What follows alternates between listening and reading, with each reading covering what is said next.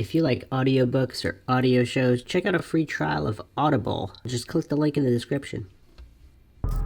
You are listening to Mindshock True Crime. This is the Johnny Gosh series, episode 2, our continuing descent down some of the darkest rabbit holes. And make sure you check out episode 1. We went over a lot of the case, and there is still plenty more. Just a whole lot more, and we'll be delving deep, continuing to go down all of these different rabbit holes, and continuing our examinations in typical Mindshock fashion with logic and reason at the forefront, attempting not to fall for any logical fallacies.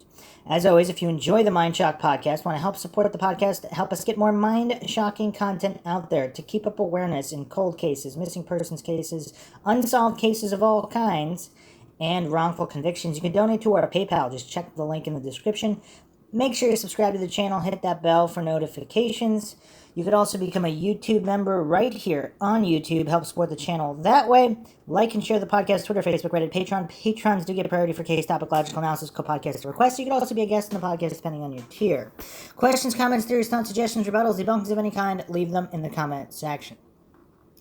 So we left off the last episode taking a look at Johnny Gosh's father, Leonard John Gosh, and eyewitness testimony, which some believe is credible, placing him at various hangouts associated with child traffickers.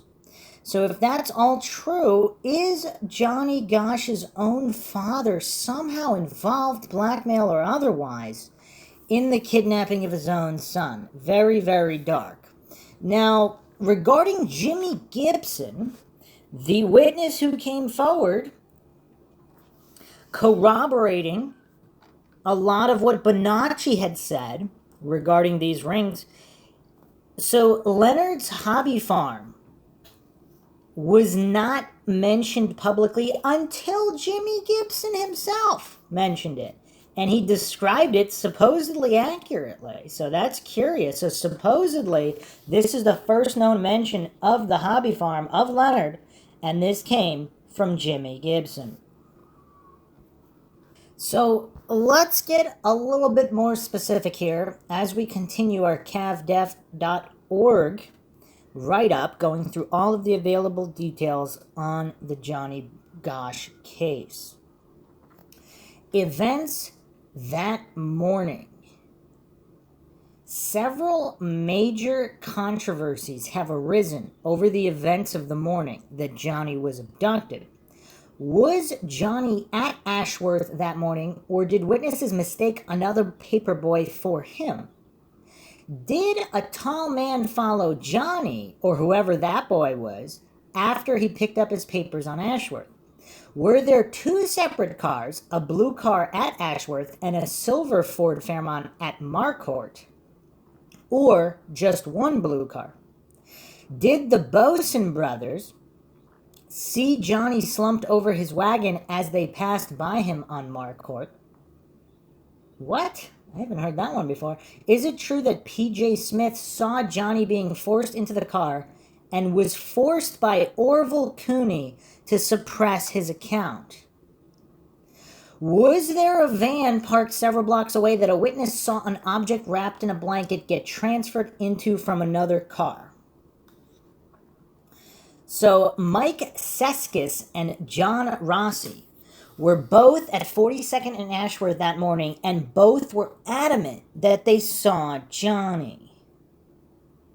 Chris Bierge asserting that Johnny really picked up his papers at Marcourt, not Ashworth. So is there only one witness with a dissenting account? This was entirely uncorroborated until the non-credible Leonard endorsed Chris's story despite never having challenged it in the past, and even then, Leonard admitted that Johnny did normally get his papers on Ashworth. This doesn't make any sense. So he normally does get his papers on Ashworth. Neighbor Lawrence Headland heard someone pulling a wagon through his backyard on the morning of the kidnapping, just as Leonard admitted Johnny usually did. Seskis was a friend, and Rossi saw the boy had a wagon and dog with him, which no paperboys besides Johnny did. Insinuation, which Chris first suggested and Sarah tried leading Matt Seskis into, that Matt Seskis was fed a false story about the tall man coming out to follow Johnny. Numerous press accounts described two separate cars. By 1988, Noreen in People magazine mentioned only a single blue car at both places. This 1985 Senate hearing, the Goshes shared the map of the immediate neighborhood containing summaries of witness accounts. Okay. Wow. Rather implausibly, Sarah repeated dismissing the idea that the same car could have driven around the block to meet Johnny on Marquardt. Bosons retracted their account of seeing Johnny slumped in his wagon to Chris. Okay. March 6, 1983, news article, Leonard in 84, the above neighborhood sketch, and Noreen in 1992 all mentioned two paperboys seeing Johnny slumped over his wagon before Noreen finally named them in her book as the Boson brothers by their own admission. So the Bosons were in the right place at the right time. What? So he was slumped over his wagon by himself? Was there or was there not a car there at that moment? P.J. Smith also denied to Chris his alleged disclosures to Noreen about witnessing the abduction. See, the thing is, if police are somehow involved, I mean, they could easily coerce people into denying or retracting accounts as necessary, and we'll be getting into that later. Based on the geographical details that Noreen mentioned, the van was near the intersection 42nd and Woodland. Coincidentally or not, this is where Chris Burge picked up his papers, raising the question of whether he saw something he shouldn't have, and got similar treatment to what P.J. Smith allegedly faced. Apparently, P.J. Smith was discounted, or told not to tell his story and suppressed. So, followers of the Faded Out podcast on Facebook, Chris Burge posted here, I heard about the van from the documentary. I was there that morning on the corner of 42nd and Woodland Ave, when and where the van was supposed to be. I did not see it. What are the names of the witnesses who saw the van? Can you provide names or facts you assume you know? Where did you get your info? Your info seems wrong. Thank you for assuming. That really helps everybody. Sarcastic fella. Okay, so he's stating he didn't see the van? So, on the Johnny Gosh subreddit, there's some discussion here on Chris Burge and the sighting of the van. When Franklin victim Paul Bonacci came forward with an account of Johnny's abduction, he said that Johnny's body was transferred into a van. This was taken by Noreen Gosh as crucial validation of Bonacci's story, since according to her, her private investigators had interviewed witnesses who made such a sighting years before Bonacci came forward. You can hear her talk about this in various interviews, such as her early 2000 interview with Ted Gunderson. Many people, for whatever reason, have dismissed Noreen's account about the van or suggested that her private investigators were making up non-existent leads to keep getting paid. But what's very interesting is that a key witness interviewed on the highly dubious Faded Out podcast appears to have inadvertently confirmed the sighting. Chris Burge was interviewed by the host Sarah DeMeo in late June 2018. He was a former paperboy, just 10 years old when Johnny was abducted, and made claims about Johnny's movements that morning which contradicted all prior witness accounts. Whereas neighbor Lawrence Headland, fellow paperboy Mike Seskis, and father of a fellow paperboy John Rossi all made statements to police back in '82 indicating that Johnny picked up his papers at the intersection of 42nd and Ashworth. Chris insisted that Johnny actually got his papers one block north at the intersection of 42nd and Marquardt Lane. See, here's the thing, though. You're going to take the word of this one 10-year-old boy over all these other boys plus a father? And neighbors and all this? Unless, I mean, if there's a conspiracy afoot and he's not towing the line, I mean, this is all kind of random, but taking Chris's account as factual, the sighting of a strange Latino man in a blue car approaching Johnny would be irrelevant to the case because the boy would be someone else who got mistaken for Johnny. The likelihood of all these witnesses who went on record with police immediately after the abduction being wrong and this never before aired account being right is pretty low, so Chris doesn't have a lot of credibility.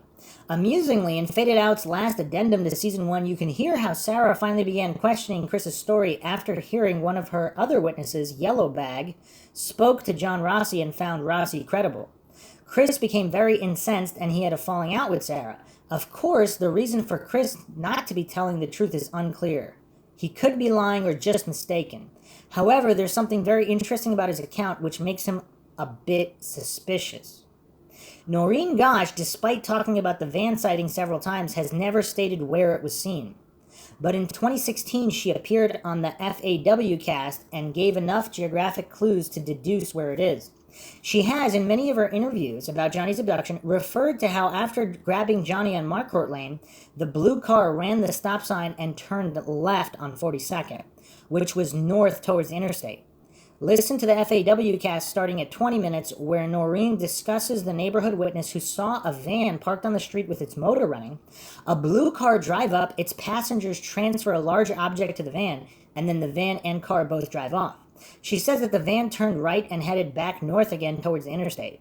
It is reasonable to infer from the description of the van's movements that it turned right on 42nd and continued north in that direction.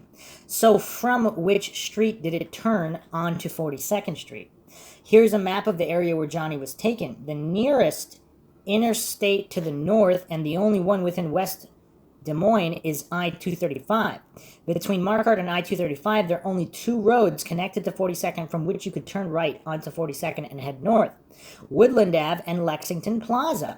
It can be verified through Street View that Lexington Plaza is not a real street but rather a private road that's part of a nearby apartment complex. That leaves Woodland Ave as almost certainly being the road where the van was sighted according to Noreen. Now, according to Chris Birge in his Faded Out interview, his deliveries were to the apartments near Woodland Ave, and his paper pickup spot was in fact at the intersection of 42nd and Woodland, exactly where the van would have made its getaway. So he would have been in a prime position to witness the van. Did he see it? On July 19th, 2018, Chris made a bizarre comment in the Faded Out group, and that's the one I just read. He stated, "I did not see it," regarding the van. And again, is it possible that was somebody else using his account or whatever? I mean, this is the internet. Chris Birge claims he did not see the van that morning, but his statement raises a very important question. How exactly does Chris know where the van was supposed to be? The documentary Who Took Johnny, where he claims to have heard about the van, made no mention of the van, and literally no treatment of the Gosh case has ever mentioned the specific location of the van as being at 42nd and Woodland. Chris attributes his knowledge to a source that did not even mention the van. There is no known source there which ever gave the van's location, and yet he got it exactly right. Furthermore, the location just happens to be where he was delivering his papers on the morning of the abduction. While this doesn't definitively prove anything, I find Chris's unexplained knowledge about the van's location to be highly suspect.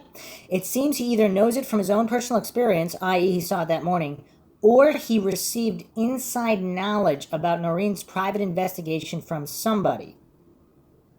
The former is interesting because Noreen claims that P.J. Smith, another witness to the events that morning, saw a lot more than was initially claimed in news accounts, and was forced by the police chief to suppress his statement. If Chris saw something inconvenient, like multiple vehicles coordinating the transfer of some large object within minutes of Johnny's abduction, he may have received similar treatment to P.J. Smith. And perhaps that police intimidation to an impressionable 10-year-old explains the dubious story he now tells on the podcast. So what does everybody make of that? I mean, this case just has so many wrinkles, way too many wrinkles. I mean, it's tough. It's tough to make heads or tails about this. So let's continue on here regarding the Sam Soda rehabilitation. Obviously, that doesn't make a lot of sense either. Sam claimed that Noreen asked him to get involved in the investigation, but an early news article from 1984 makes it clear that Sam inserted himself into the case, offering to help the Gosh family. And again, for those that don't remember from episode 1, Sam Soda is the PI that contacted Noreen, told her to come to his office, and then told her that there'd be another kidnapping. And then, of course, that transpired exactly as he said. Now, what motivates a guy like this? Because and he was a prime suspect, as the Goshes have stated. So, and police apparently believed him and had him under surveillance. Now, if he really was involved in the kidnapping, like, does he just get like a sick kick out of inviting the mother of the boy he kidnapped and or helped kidnapped in some fashion, and tell her somebody else is getting kidnapped? Like, what's the point? I mean, if this is a mentally ill individual, I mean, I guess there doesn't have to be a point, right? And he's gonna harass the family and give them phone calls and possibly even show up in their backyard and throw rocks at the house. I mean, is this somebody who's involved in a kidnapping? This is what they would do? I mean, here's the thing, though. If he does know the police are involved and he doesn't fear repercussion, I guess a sick bastard like that would do all that, right? Because if they know the chief of police is involved and is going to cover for them, I mean, I guess, or again, they're just completely mentally ill, or a combination of all those things. The child pornography he showed at the Scared conferences purportedly came from a Minnesota police officer he knew, which raises the question of why a law enforcement officer would be giving out child pornography even to a private investigator. That's really messed up.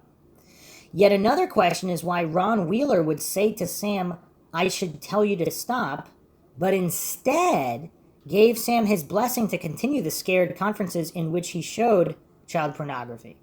Note that Ron Wheeler later represented Sam in private practice.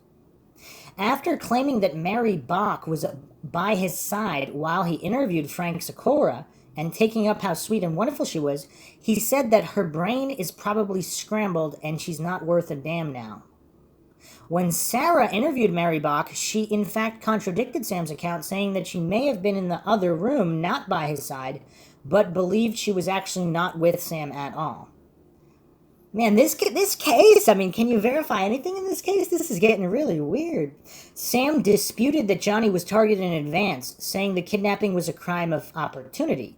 This contradicts what both Noreen and Leonard Gosh have said about Johnny being photographed a couple weeks prior to the abduction, and is quite revealing, given that Paul Bonacci implicated Sam as the one who brought the photo of Johnny to the motel on the night before the abduction. Confirmation by Sam of him working for Ruan Trucking, which Jim Rothstein had already brought up in connection with the Jacob Wetterling abduction. Yeah, you can't make this stuff up.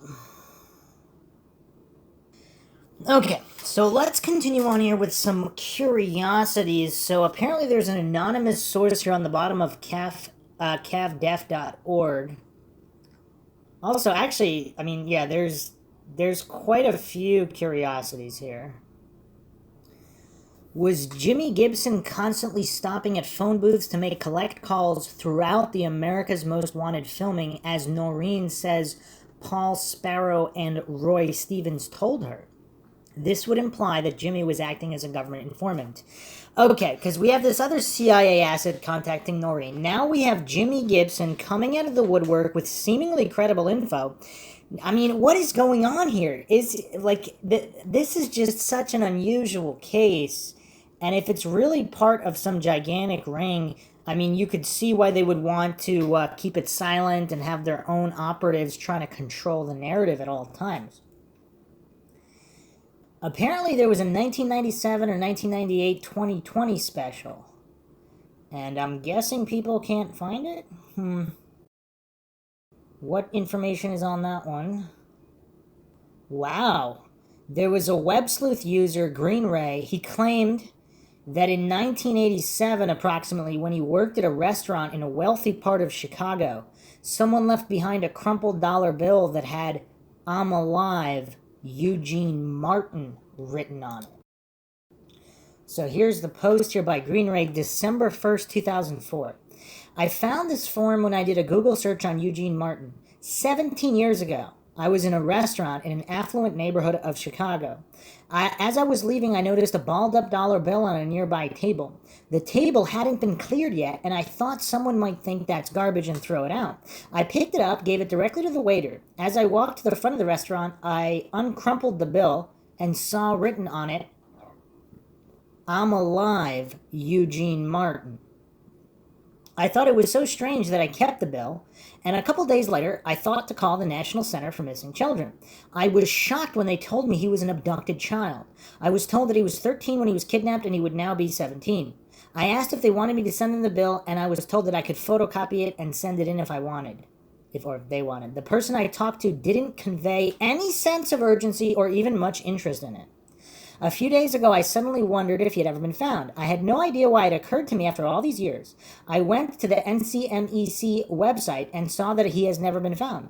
For the first time, I read the story about his abduction. Somehow, finding out his story made it seem much more real, and it brought me to tears. I began to wonder if anyone ever told his family about the message I had found so that they would at least know that he was still alive at that time. I felt kind of silly, but I called NCMESC and asked if there was any record of it, and I was told there wasn't. She suggested I contact the Des Moines police if I wanted any more information. I didn't do it, as it seems like such a small piece of information from so long ago.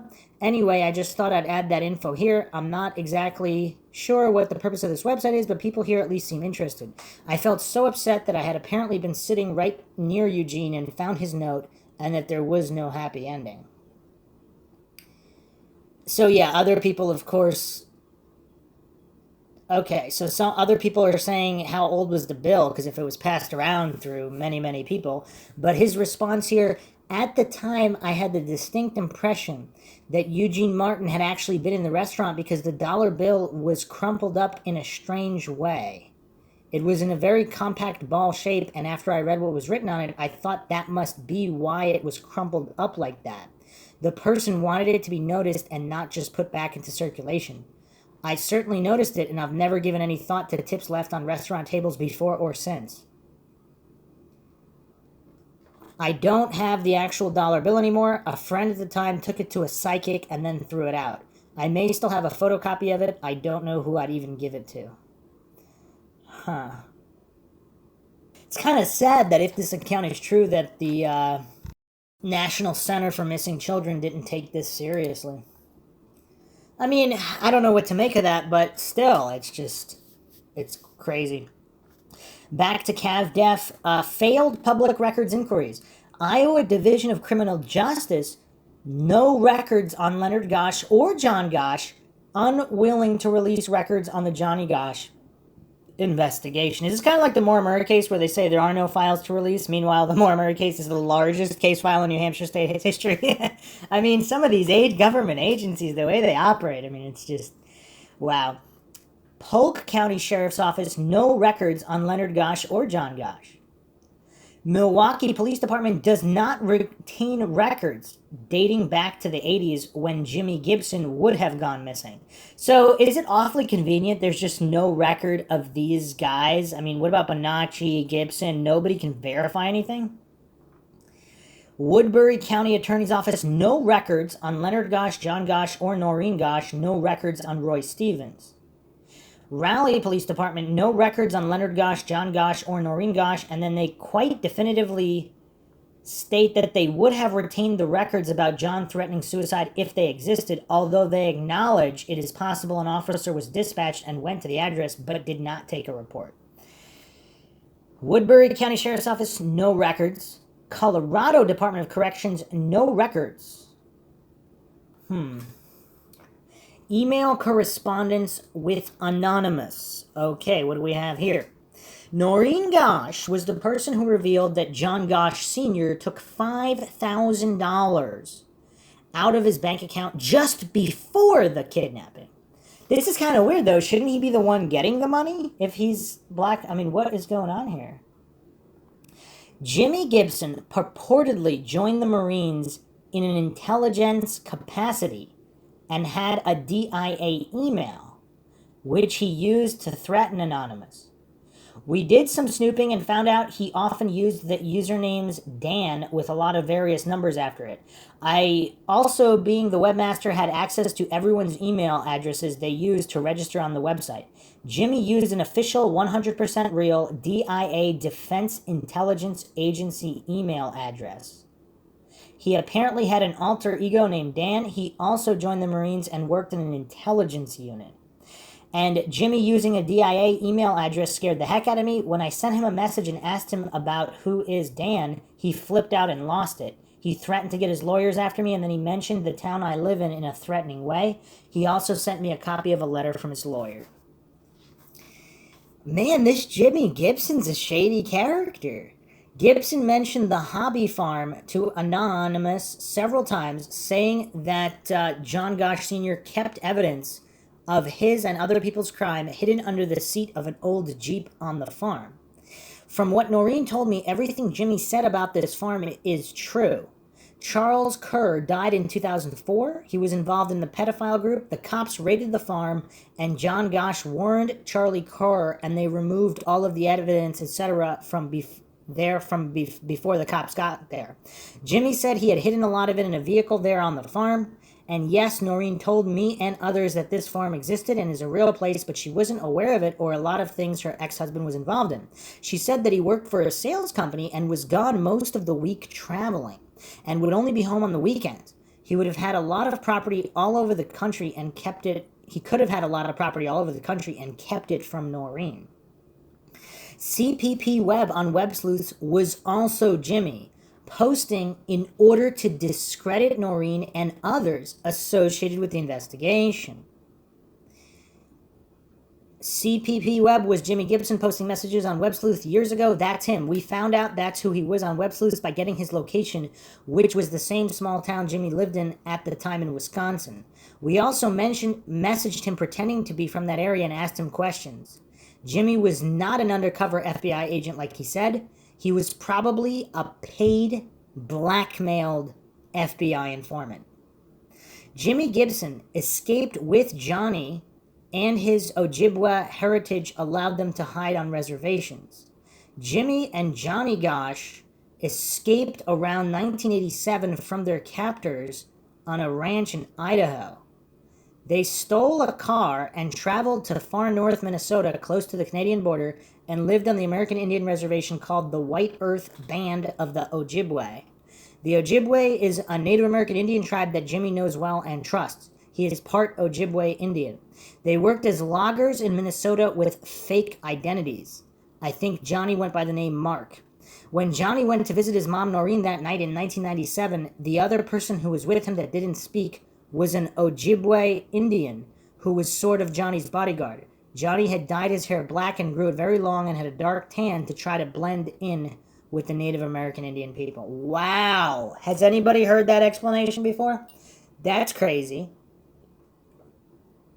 So he escaped, but he committed so many other crimes that he couldn't return and be public? I mean, what?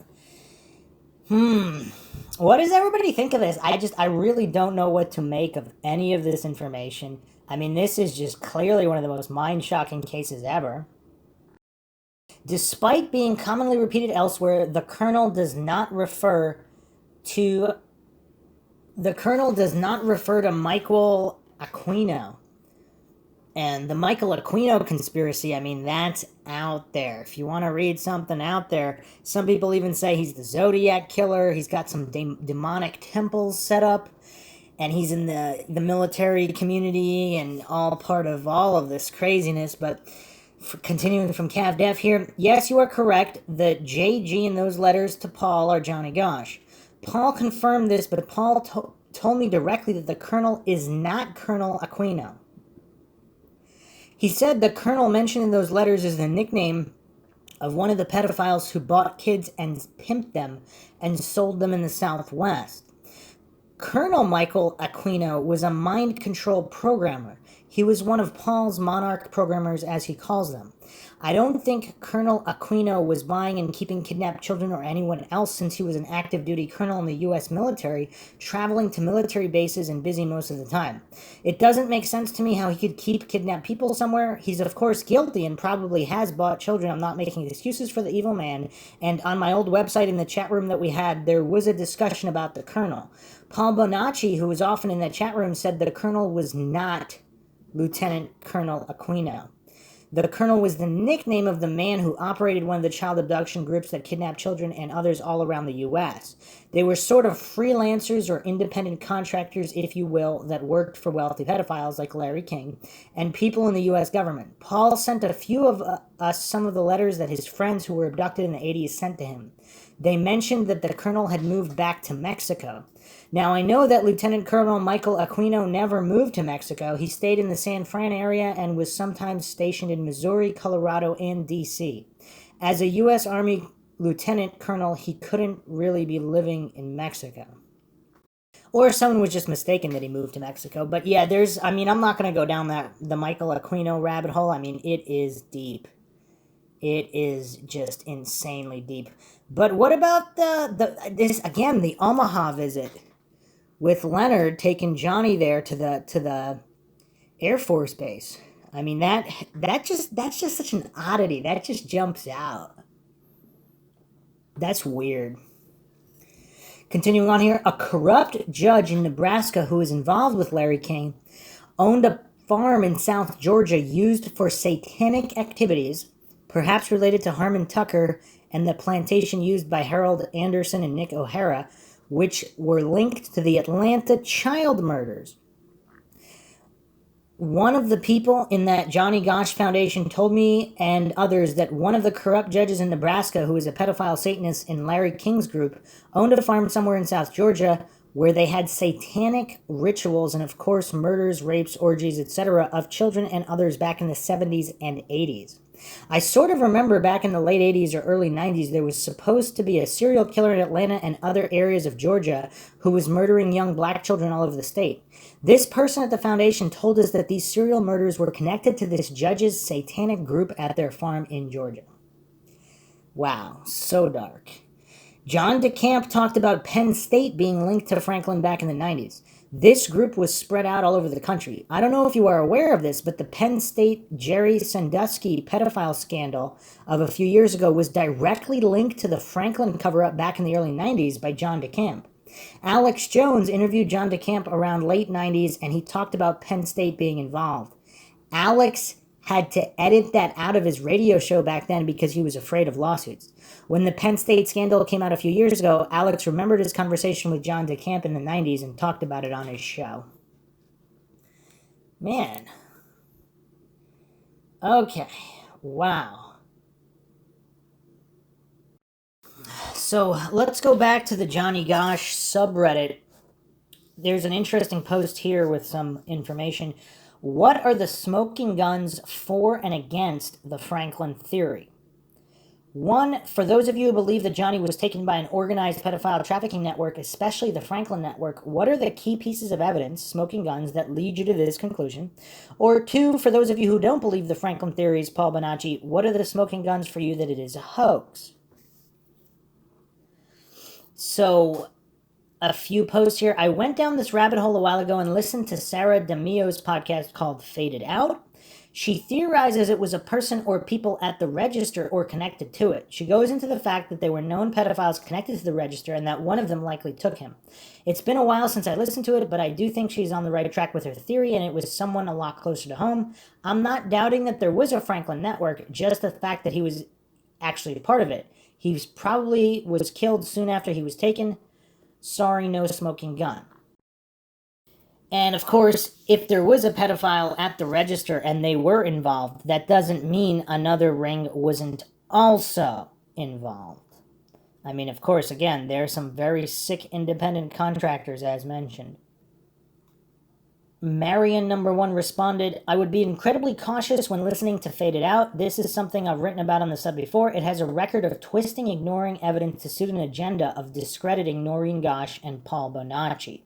to the point where highly dubious or provably false statements by their star witnesses are accepted as fact as long as they fit that narrative. Response: I'm confused where you found they had an agenda to discredit Noreen. Marion responds, its agenda shows through how they uncritically accept the story of anyone who disputes Noreen's version of events, no matter how contradictory their statements are, like Chris Berge's late arriving story, which places Johnny at a different location that morning than Noreen and everyone else had been stating up until that point, was uncritically accepted as fact despite every other eyewitness account, including the ones made in 1982 when the abduction actually happened, backing what she said. Leonard, John Gosh, and Sam Soda have repeatedly contradicted their prior statements and other verifiable facts about the case, yet they are given free rein to accuse Noreen of making things up with no acknowledgement of their own credibility issues. Fair point there. As such, the podcast clearly doesn't paint Noreen in a sympathetic light at all. What they have is a faux sympathetic attitude that's very common among those who seek to discredit Noreen, emphasizing how sorry they are for her loss and baselessly adding on that having her son kidnapped must have caused her to lose her grip on reality. In reality, Noreen has remained consistent throughout the decades, and her stories have never been contradicted by anyone who doesn't have credibility problems of their own, like her former husband. If Faded Out's theory is the most logical, it should have been able to advance that theory without distorting evidence to make the pedophile ring theory seem weaker than it truly is. I mean, there's some really great points there.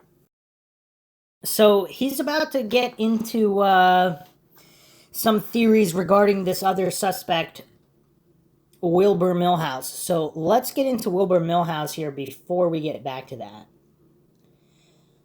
So Marion number 1 also posted here in the Johnny Gosch subreddit regarding Millhouse. So Wilbur Millhouse was a circulation manager for the Des Moines Register, a former DMR paperboy posting on the Iowa Cold Cases page for Johnny Gosch under the name Yellow Bag. Told a story in 2016 about how he believed Millhouse might have been involved in Johnny's kidnapping. Yellowbag recalls being approached in early 1982 by an apparent pedophile driving a Ford Fairmont asking him for directions. Later, when Yellowbag moved from West Des Moines to Des Moines, his new circulation manager became Millhouse, who had himself been moved around the same time. Yellowbag speculates it was due to pedophilia complaints akin to how the Catholic Church would shuffle around its pedo priests. Yellowbag reported how Millhouse tried to sexually proposition him several times and even saw him in the company of that creep who tried to accost him in early 1982. Is he talking about Emilio here? So, and Millhouse is linked to Emilio? Most disturbing of all, Yellowbag says that Millhouse claimed to know Johnny from back in West Des Moines and said that nothing would have happened to Johnny if he would have just kept his mouth shut.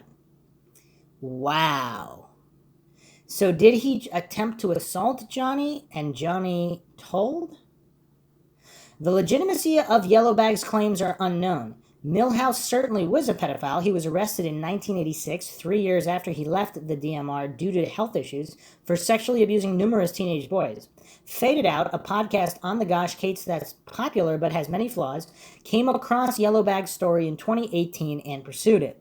They interviewed Yellowbag, got his mother on the podcast to confirm the story, and even pursued a suspect from Maryland who later became a DMR circulation manager that Yellowbag had identified as the creepy Ford Fairmont man. What? Sometime later, however, Yellowbag and the host Sarah DeMio had a falling out, and she actually deleted Season 1, Episode 27, where she spoke with Yellowbag about his story and this suspect, claiming it had to do with a theory that didn't pan out. Huh. Interesting. Sam Soda is a very odd character from this case, and Johnny's mother believes he was involved in the abduction, as do I. A former Vietnam vet and sheriff's deputy turned private investigator, he inserted himself into Johnny's case in 1984, approaching Noreen offering help, though he'd later tell Faded Out that the Goshes reached out to him.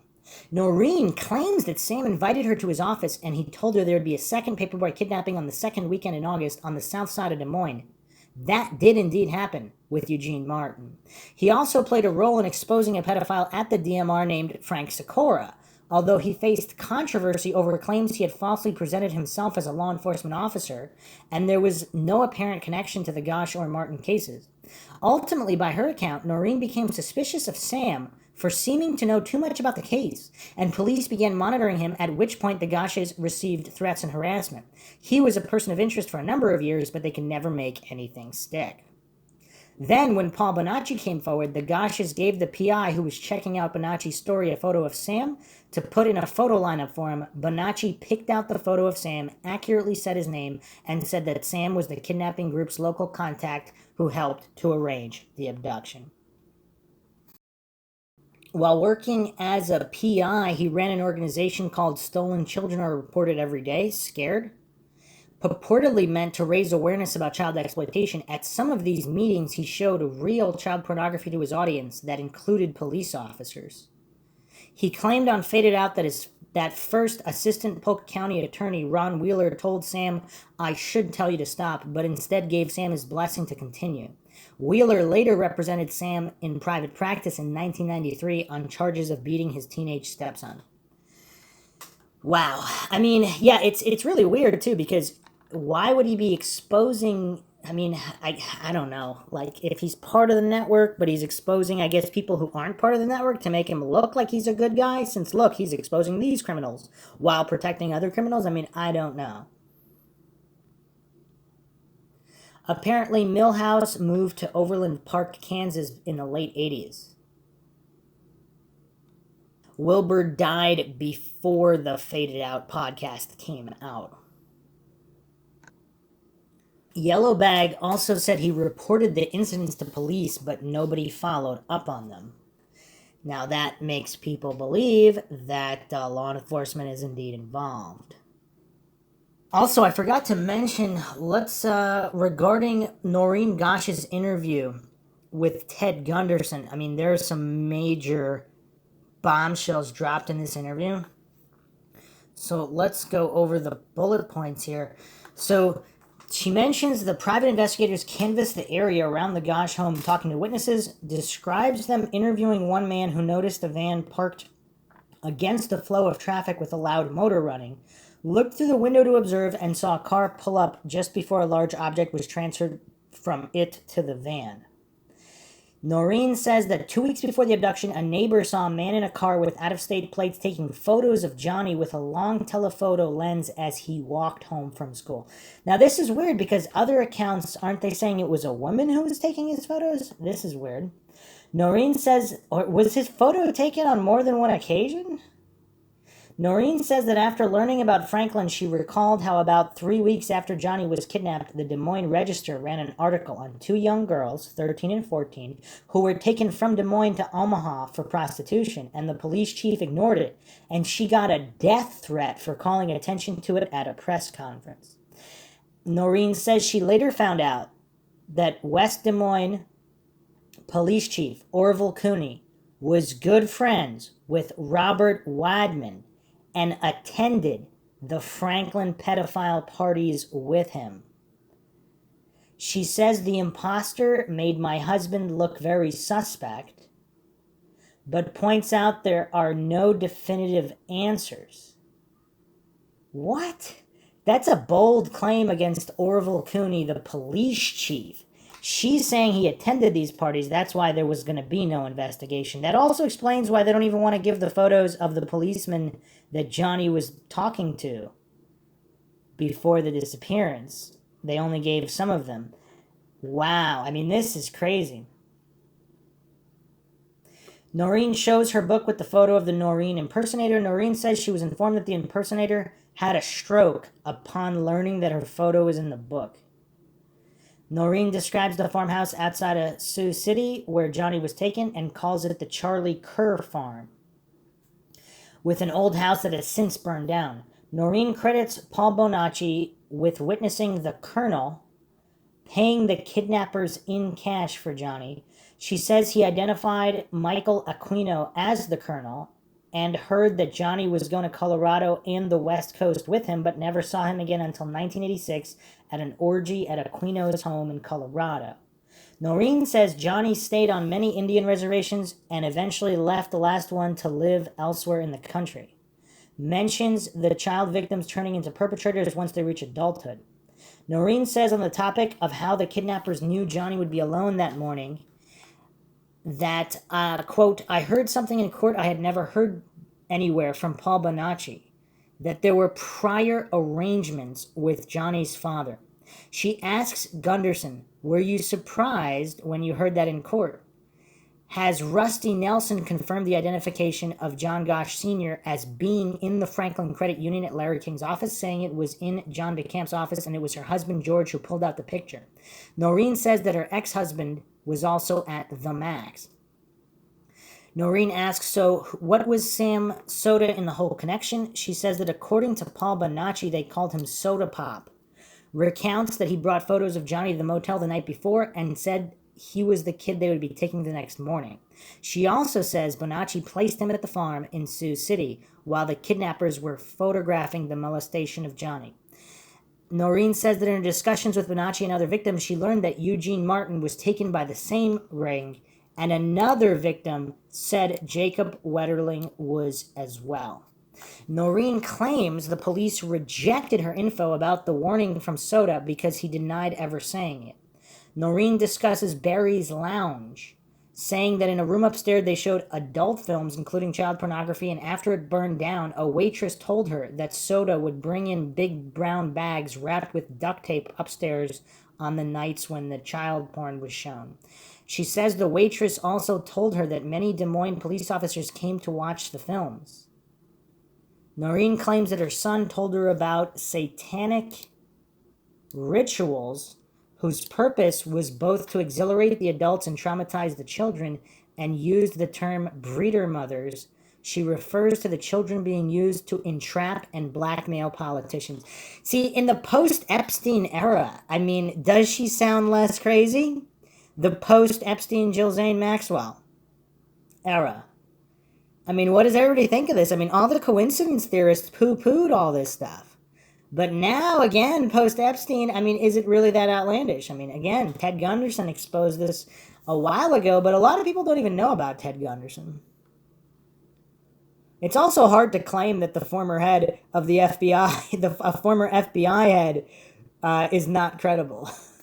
I mean, coincidence theorists love to go for the genetic logical fallacy, where they just, anything that triggers them or triggers their cognitive dissonance, they immediately have to go to that person's not credible. It's kind of hard to do that with Gunderson, because he was so accomplished in his own right, there was no need for him to come out with this. Noreen is asked if she knows why Conspiracy of Silence never aired, and she responds that she was told that the Discovery Channel got purchased by the Bush family around that time. Okay, her new husband George brings up ABC devoting a lot of time and money only to drop the story. She says that in 1997, Karen Burns of ABC approached her to do a 1-hour special called The Johnny Gosch Story, The Final Curtain. According to her, they spent 2 years and hundreds of thousands of dollars filming interviews with victims and other witnesses, but then they kept repeatedly postponing the airing until she was eventually told it wouldn't air at all. Noreen claims that from talking to another ABC producer, she learned that the 2020s spread the word throughout the whole building that they alone owned the Johnny Gosch story and were waiting for him to come forward so they could interview him. What? Noreen refers to Disney buying ABC, or maybe just 2020, as Gunderson corrects her, and calls them a big player in the Franklin-type situation. She says many kids were traumatized at Disney World. Wow, so this is, wow. I mean, see, back when this interview took place approximately the year 2000. I can't find an exact date here, but it's a pretty long interview.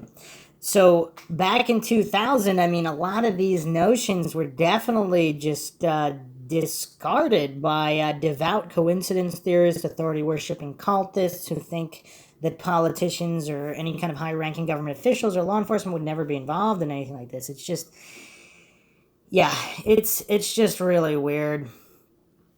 obviously more and more information regarding Disney's coming out and all that.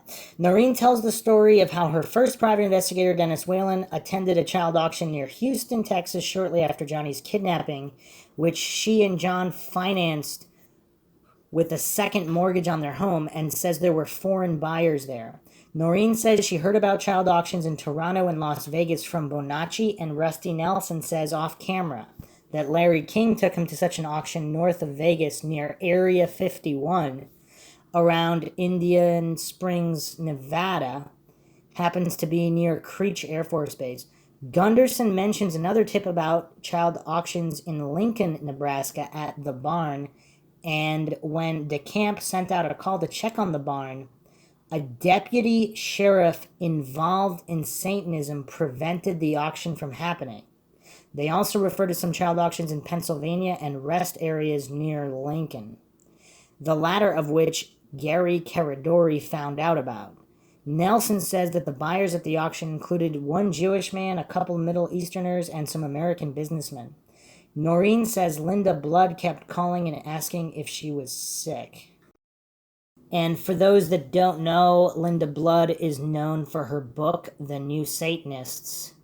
And she's a former cult member who's brought forth information that Satanists are a lot more organized, more powerful, and there's a lot of underground criminal movement, including child abuse and child trafficking involved with the Satanism as well. Another interesting tidbit we didn't go into before is the Alex Merklinger interview, June 17th, 2004. So they mention a northern Iowa boy, Shawn Jacobson of Milford, Iowa, was found dead in a barn refrigerator in September 1982. It was labeled a suicide by the DCI despite his young age and claw marks on the inside. Noreen described the Oklahoma contract hit in more detail, revealing that the man she was to meet with at a coffee shop would drive them both out to a remote area where evidence was located. Oh, this was from the supposed hit on Noreen. But yeah, the Shawn Jacobson, wow, September 1982. Northern Iowa. There's an article here from the Des Moines Register. I mean, it's curious too. A lot of people think Noreen is just insane or whatever, but it seems like obviously there's a certain percentage of what she says that can't be verified, but so much of it can be specifically verified. Here's a Des Moines Register article, September 25th, 1982. Missing boy's body is found at Spirit Lake. Authorities said Friday that they have found the body of 14-year-old Shawn Lee Jacobson of Milford, who disappeared while on his way to school Monday. The body was found at about 6:30 p.m. Friday in a rural area west of Spirit Lake. The body reportedly was found by a farmer. Spirit Lake is about 8 miles north of Milford. Dickinson County Sheriff Wendell Kilt said that the cause of the boy's death had not yet been determined. He declined to release more information about the boy's death. County Sheriff's officers, Milford Police, and agents of the Iowa Division of Criminal Investigation searched the area where the body was found Friday night.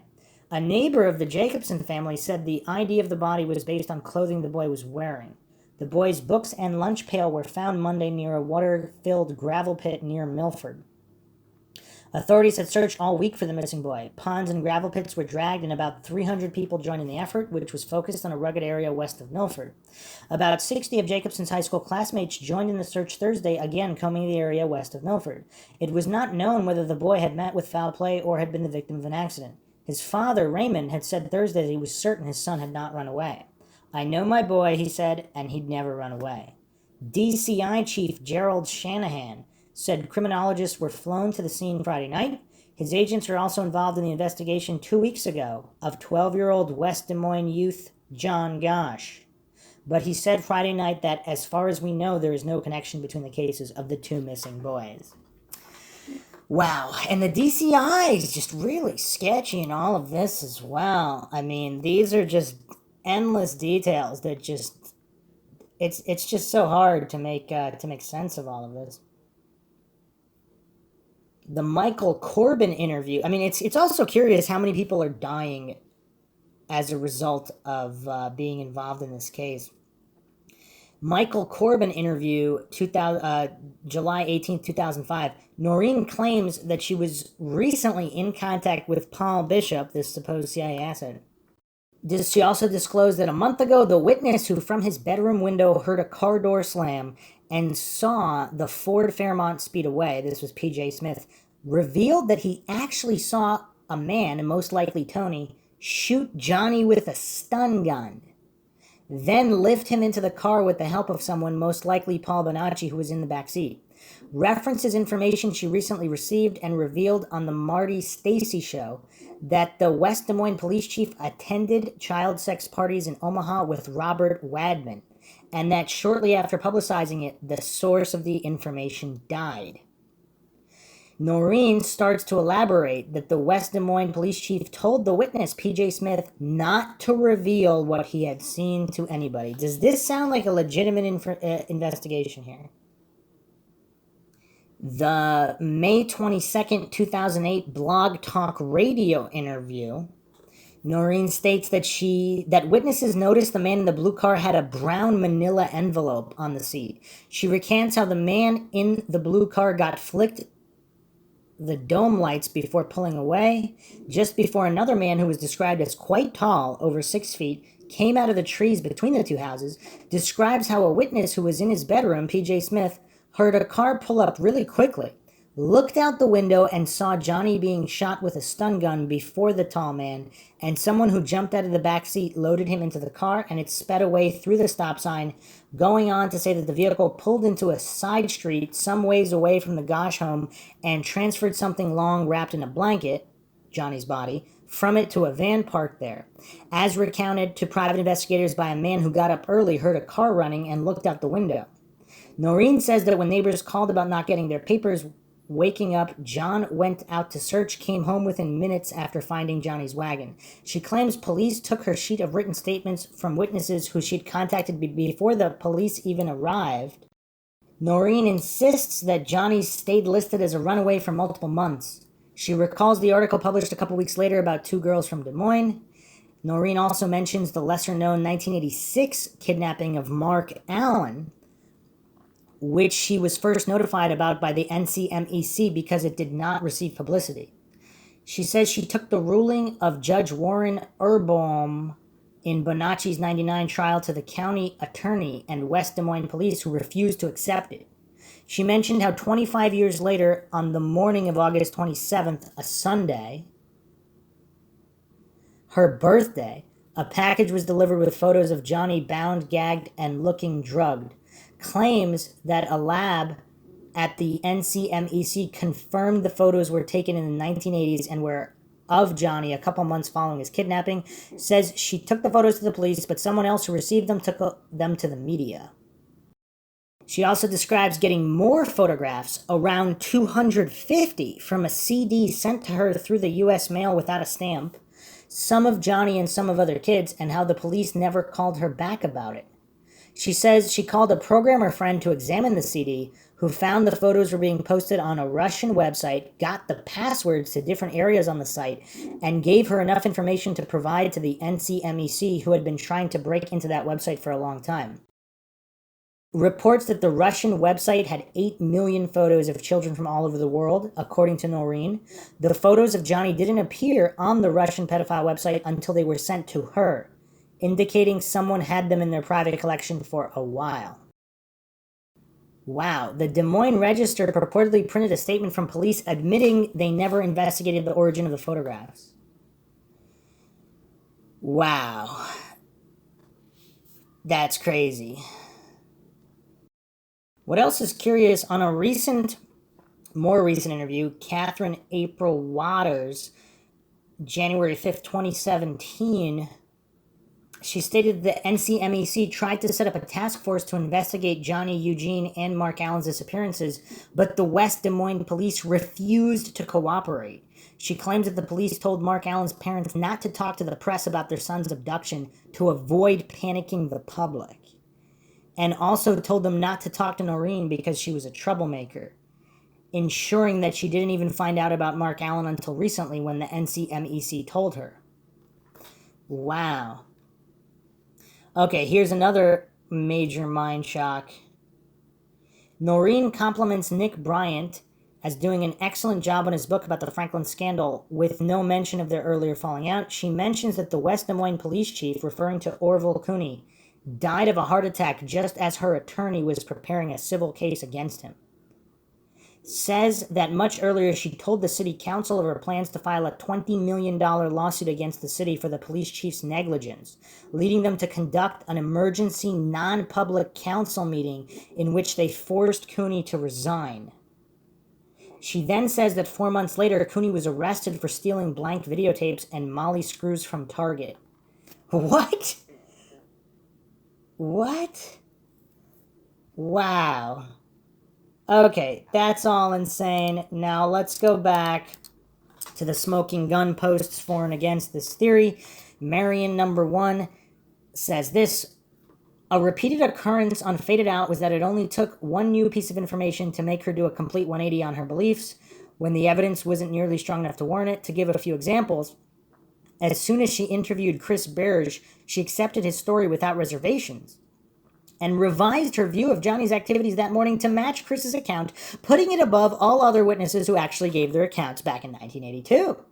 In response to an early newspaper account stating that Leonard delivered Johnny's papers before coming home to report him missing to police, Sarah came up with a theory that this wasn't suspicious, but rather an indication that Leonard was just searching the neighborhood for Johnny. As soon as she interviewed Leonard, and he said that he immediately went home to have Noreen call the police, Sarah abandoned her prior theory and just accepted what Leonard told her. Yet she did absolutely nothing to resolve or even acknowledge these contradictory accounts of what Leonard's actions had been, and based on the timing of when police were called, 8:30 a.m. per police files, the idea that Leonard called the police immediately upon discovering Johnny was missing does not hold water. Sarah spent most of her time on the Johnny Gosch investigation believing that Sam Soda was suspect, and rightfully so. Then, after talking to him, she uncritically believed every word he said and came to believe that he was the honest one who Noreen had defamed.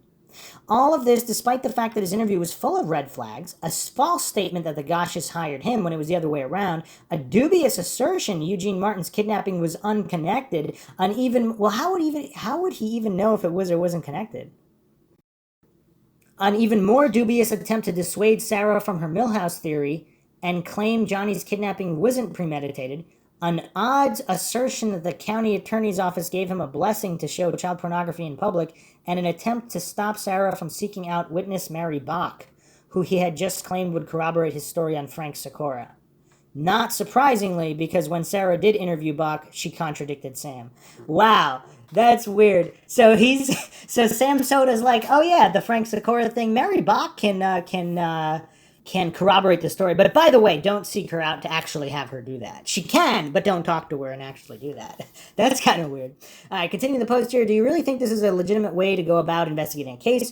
It's one thing to change your mind, but Sarah immediately fell head over heels for any new fact that arrived in front of her, no matter if the fact was of highly dubious provenance or failed to answer legitimate questions or concerns that she had previously raised on the podcast.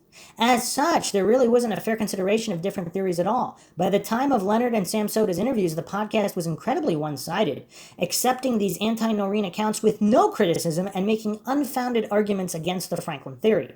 Hell, it got to the point, see Season 1, Episode 22, where it was debunking Paul Bonacci with incredibly bizarre claims like using Chris Berge to deny that Johnny had a stammer when upset, even though Johnny's own mother said that he did. I mean, it would be curious to see also what his brother and sister said about his stutter and other friends and family members. I mean, you can't just trust one source. I mean, that's definitely an issue. It's for reasons like this that I feel it occasionally attempts to defend Noreen are just a way of deflecting from how awfully the podcast treated her. When you're using the word of a neighborhood boy who was at best an acquaintance of Johnny to dispute his mother's observation of Johnny's behavior, I don't think that represents having much respect for Noreen. They gave Leonard a platform to accuse Noreen of falling for a con man and later being delusional enough to accuse him of burying Johnny in their basement. What? All the while, none of the serious contradictions in Leonard's story were addressed, even though I repeatedly told Sarah about them. Sam Soda was given an opportunity to do the same, expressing how sorry he felt for Noreen's loss while accusing her of making up the claims against him. And once again, it was never acknowledged that Sam had essentially no credibility whatsoever. Sarah may have been limited in how much she herself went after Noreen, but if you give non-credible witnesses a platform to do so and make the audience think they are credible by withholding the problems with their stories, you are effectively complicit in a smear. If anything, given how Sarah simultaneously maintains that Noreen has all her wits about her, and that Noreen has falsely accused people like Leonard and Sam, it seems like she's hinting to the audience that Noreen is not delusional, but in fact a willful liar. And again, this is another good time to reiterate the Mindshock motto. I do not allege anything is true or untrue. I do not claim anyone is lying or telling the truth. This is Mindshock, where the only thing we know for sure is that we don't know anything for sure. Here's another post by Marion number 1. I couldn't say that there is any outright smoking gun because if there were, the case would be unequivocally solved already. But the patchwork of circumstantial evidence regarding Johnny's case and Paul Bonacci's claims make the Franklin theory by far the most likely explanation. Well before Bonacci came forward, the evidence pointed to Johnny surviving months, if not years, after his kidnapping, which rules out most kidnapper motives other than human trafficking. Most compelling are a 1983 Oklahoma sighting of Johnny and a 1985 dollar bill with a message signed by Johnny and matched to Johnny's handwriting. So on the face of it, even without getting into the Franklin evidence, child trafficking already seems to be what happened to Johnny, making it far more likely than that a theory like Franklin is the truth. Also, if you believe Noreen's statements about Johnny calling the house. So she spoke to him at least one occasion. But, I mean, has she ever been brain fingerprint scanned? Because I think that would convince a lot of people too. I mean, I talk about the brain fingerprint scan technology. This is not like a polygraph. It completely bypasses any intention to deceive or tell the truth. It simply measures brain wave recognition of information being presented. This is what's used by the military. There's a $150,000 reward for anybody who can beat it. Supposedly no one has beat it before. And this is what Stephen Avery took of Making a Murderer fame, where he did not recognize any of the information that the prosecution alleges was involved with the murder of Teresa Hallback. So everybody's still alive in this case. I mean, that's just a major tool. Brain fingerprint scan technology, it should be used in all these cases. Just to remove all doubt. Although it is often suggested that Bonacci decided to link himself to the Johnny Gosch story while in prison, his claims predate that. Bonacci's diary made reference to a September 1982 incident in which he was taken to an Iowa farmhouse by Emilio and saw a Des Moines boy named Johnny, fitting Johnny Gosch's description, held captive there. This is reprinted on page 107 of Why Johnny Can't Come Home by Noreen Gosh. The diaries were stored at Bonacci's grandmother's house during his time in prison, so he did not have access to them. Interesting. Page 244 of The Franklin Scandal by Nick Bryan. And a forensic ink analyst of the diary on January 14th, 1991 found no evidence that any diary entry was written more than 1.5 years prior, which predates Bonacci's incarceration. Curious. Bonacci's story included numerous accurate and pertinent facts that were not known publicly. His account of the kidnappers, showing a photograph of Johnny, matched with the then unreleased information that Johnny was photographed a couple weeks prior to his kidnapping, which both Noreen and her then husband have confirmed. His mention of the kidnappers using multiple vehicles beyond just the car seen by the paper drop witnesses matched the also non-public at the time information about a suspicious van being seen in the neighborhood, which was first alleged by Noreen and then inadvertently confirmed by Chris Burge. It's funny because he's like, I didn't see it, but was it at the intersection? The van that was supposedly at the intersection? I didn't see it. Bonacci even implicated Sam Soda, who had been an unrevealed suspect of the Goshes prior to Bonacci coming forward. Also powerful is how Bonacci claimed that a Sioux City area farmhouse owned by a man named Charlie was used as a holding facility for Johnny and other kids in the trafficking ring, when in fact there was a pedophile farmhouse owner near Sioux City named Charlie Kerr, whom Bonacci ended up identifying per Noreen's account. Bonacci, in my view, knew too much that he had no reasonable way of knowing unless he truly was involved in the child trafficking ring and involved with Johnny Gosch. And while it is hearsay, former Franklin investigator Robert Hansel told me that the Franklin ring victims other than Bonacci mentioned encountering Johnny Gosch as well. Now, here is another major mind shock if true. So check out this post by Truly Woke just over a week ago.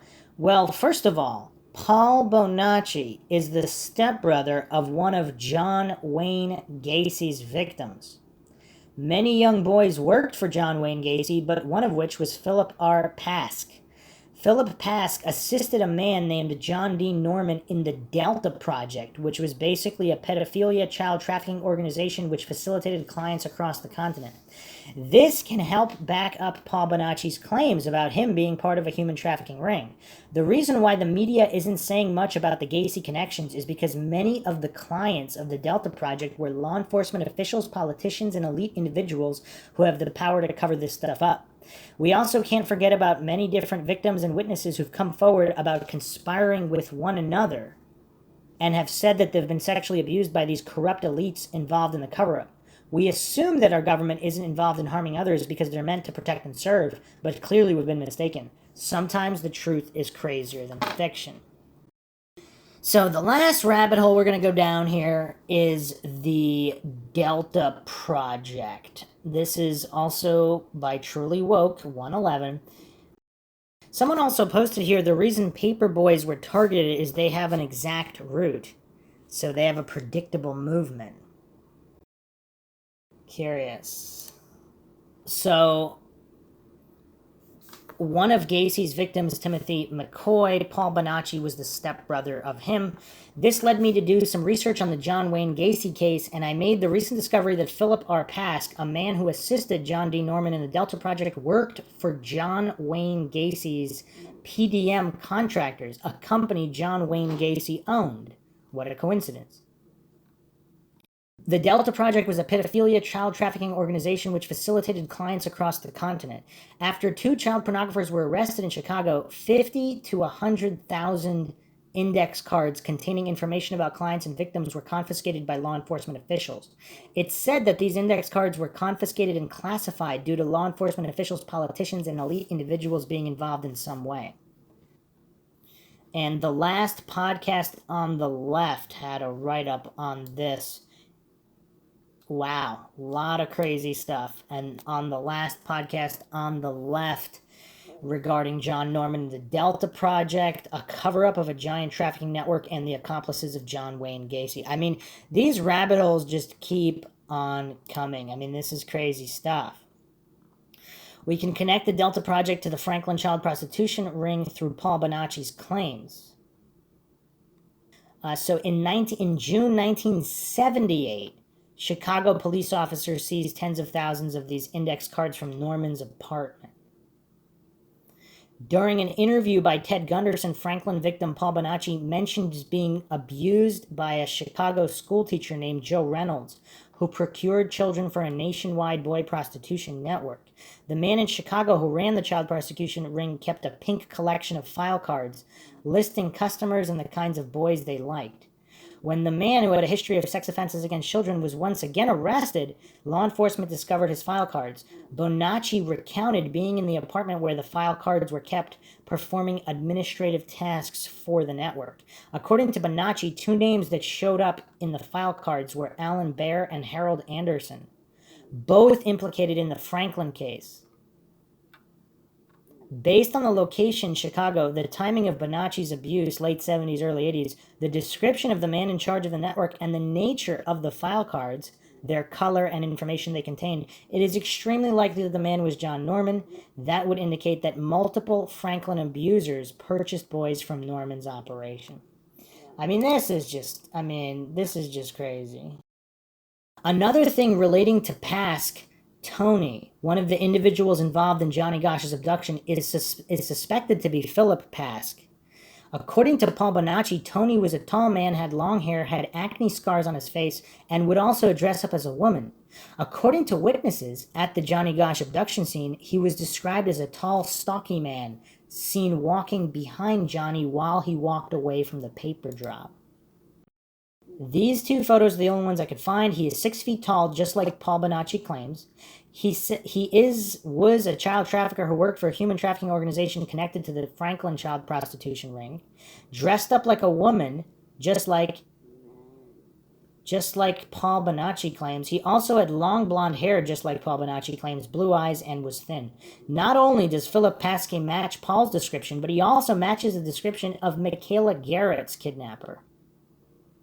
Witnesses at the Michaela Garrett abduction scene described the abductor as following white male in his 20s, seen with several acne or pockmarks on his face, shoulder-length dirty blonde hair, around 6 feet in height, and had a slender build, fox-like blue eyes, almost all of which match the descriptions of Tony and Philip Pask. At the time of Michaela Garrett's abduction, he would have been 35 years old, so mid-30s. This can easily be explained due to the fact that acne can occur well into your 30s, 40s, and even 50s. He may have also had a younger appearance, like many men in their early to mid-30s. The local pedophilia human trafficking in Des Moines. Disclaimer, I've discussed this possibility before on previous posts, but I'm going to reiterate it so I can match the information that I've recently discovered. There are two variations of this theory, but both are ultimately the same, but a little different in their own way. Variation 1, Johnny Gosch's father, Leonard John Gosh, could have contacted the Franklin child prostitution ring and sold his son into it.